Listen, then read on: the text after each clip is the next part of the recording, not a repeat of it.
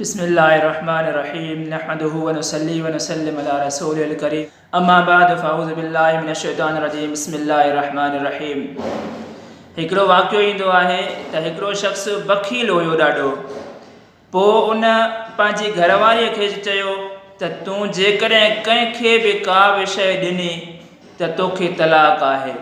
पोइ हिकिड़े ॾींहुं उहो जॾहिं घर खां ॿाहिरि निकिरी वियो त उन घर जे दरवाज़े ते हिकिड़ो फ़क़ीर आयो ऐं सदा हयईं त मूंखे अलाह जे नाले का बि शइ ॾियो।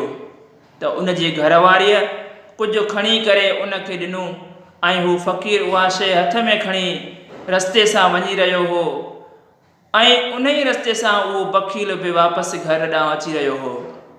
जॾहिं उन बखील हिनखे हथ में का शइ ॾिठी त हुन खां पुछाईं त ए फ़क़ीर तूं हीअ किथां आंदी आहे? चई त फलाणे घर। मतिलबु हुनखे ख़बर पई त मुंहिंजी घरवारीअ हिन फ़क़ीर खे का बि शइ ॾिनी आहे। सो हू जल्दी जल्दी उतां हलंदो अची पंहिंजे घर पहुतो ऐं पंहिंजी घरवारीअ खे चयईं त तोखे जो मां झलियो हुयो, तोखे मां मनो कई हुई त तूं कंहिं बि शइ का बि शइ कंहिंखे बि न ॾींदीअ त पोइ तूं फ़क़ीर खे इहा शइ छो ॾिनी? त हुनजी घरवारी उनखे जवाबु ॾिनो त हुन मूंखां अलाह जे नाले घुरियो त मां हुनखे ॾेई छॾियो।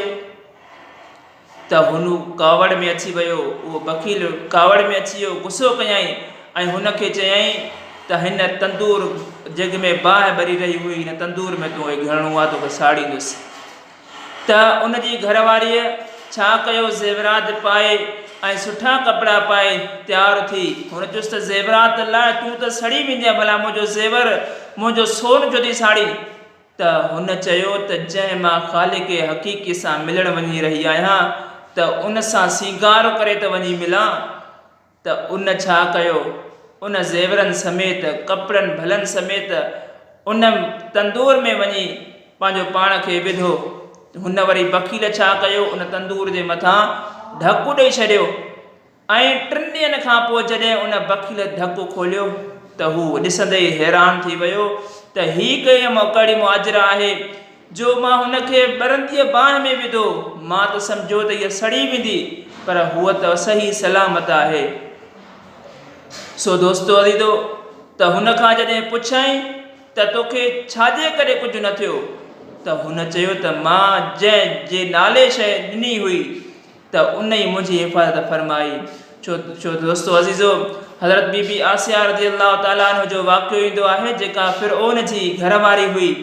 त पहिरियां उन लिक में इस्लाम आंदो हुयो। पोइ जॾहिं उन जे इस्लाम जी ख़बर फ़िरऔन खे पई त उनखे वॾियूं अज़ियतूं ॾिनियूं, तकलीफ़ूं ॾिनियूं ऐं एसिताईं जो मेखूं उन जे जिस्म में हणाईंदो हुयो। पोइ जॾहिं हज़रत बीबी आसिया रज़ी अल्लाह ताला अन्हा खे उहा सज़ा ॾिनी वेंदी हुई त हिकिड़े दफ़े उतां खां गुज़र हज़रत मूसा अलैहिस्सलाम जो थियो। हज़रत मूसा अलैहिस्सलाम खे बीबी आसिया अर्ज़ु कयो, ए अल्लाह जा नबी, अल्लाह तबारक व तआला खां पुछ त मुंहिंजो तव्हां मूंसां राज़ी आहियो?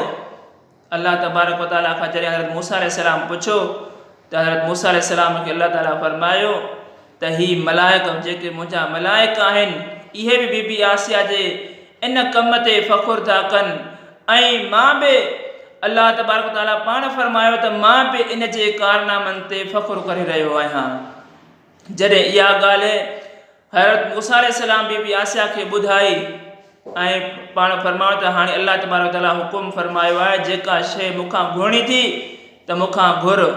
हज़रत बीबी आसिया रज़ी अल्लाह ताला अन्हा फरमायो त पंहिंजे अल्लाह तबारक व तआला खे चयो त पंहिंजे जवारे रहमत में मूंखे जन्नत अता फरमाए, पंहिंजे जवारे रहमत में मूंखे जन्नत अता फरमाए। ऐं अल्लाह तबारक व तआला उन जी उहा दुआ क़बूल फरमाई। हज़रत सलमान फरमाइनि रज़ी अल्लाह ताला अन्हु फरमाइनि था त हज़रत बीबी आसिया रज़ी अल्लाह ताला अन्हा जॾहिं इहो सुवालु कयो त अल्लाह तबारक व तआला उन जो इहो सुवालु क़बूल फरमायो। हज़रत हसन रज़ी अल्लाह ताला अन्हु खां रिवायत आहे त पाण फरमायो त जॾहिं हज़रत बीबी आसिया रज़ी अल्लाह ताला अन्हा खे उस ते ततल वारीअ ते सुम्हारींदा हुया, उस ते उनखे सख़्तु अज़ियत ॾींदा हुया, जॾहिं उन फ़िरऔन जा जेके ज़ालिम हुया, जेके ख़ातिम हुयसि, उहे हलिया वेंदा हुआ त अल्लाह तबारक व तआला जा मलाइक पंहिंजे परनि सां हज़रत बीबी आसिया रज़ी अल्लाह ताला अन्हा जे मथां छांव कंदा हुआ ऐं हूअ पंहिंजी जन्नत खे ॾिसंदी हुई। सो दोस्तो अज़ीज़ो, इन मां मालूम थियो त जंहिं बि अल्लाह तबारक व तआला सां सची पकी मुहबत रखी त अल्लाह तबारक व तआला उनखे ईअं कोन छॾींदो, उन जी तकलीफ़ुनि खे दूर करे छॾींदो। अल्लाह तबारक व तआला जेके उनखे दुनिया में तकलीफ़ूं ईंदियूं त अल्लाह तबारक व तआला उन तकलीफ़ुनि जे सदके उनखे अॻिते जन्नत में जॻह अता फरमाईंदो।